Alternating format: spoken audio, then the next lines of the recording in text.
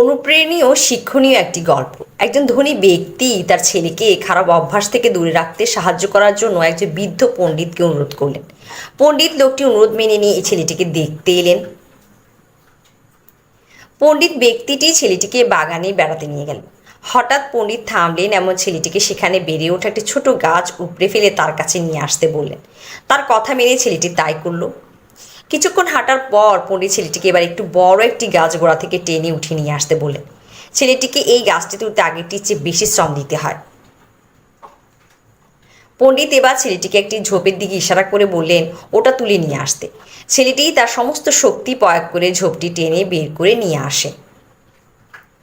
পণ্ডিত এবার একটি পেয়ারা গাছের দিকে ইঙ্গিত করে। ছেলেটি গাছের গুঁড়িটি আঁকড়ে ধরে এবং সমস্ত শক্তি ব্যবহার করে এটিকে টেনে বের করার চেষ্টা করে, কিন্তু কোনো কাজ হয় না। হাঁপাতে হাঁপাতে ছেলেটি পণ্ডিতকে বলল এটা অসম্ভব। পণ্ডিত ছেলেটিকে পাশে বসালো এবং বলল বদভ্যাসের ক্ষেত্রেও তাই। যখন তারা অল্প বয়স্ক থাকে তখন তাদের টেনে বের করা সহজ, কিন্তু যখন তারা বড় গাছ হয়ে যায় তখন তাদের উপড়ে ফেলা যায় না। পণ্ডিতের সাথে এই কথোপকথন ছেলেটির জীবন চিরতরে বদলে গেল। গল্পের নৈতিক: আপনার মধ্যে থাকা খারাপ অভ্যাসগুলোকে বাড়তে দিবেন না। যত দ্রুত সম্ভব এগুলোকে নিয়ন্ত্রণ করুন, অন্যথায় এগুলো আপনাকে নিয়ন্ত্রণ করবে বা ধ্বংস করবে।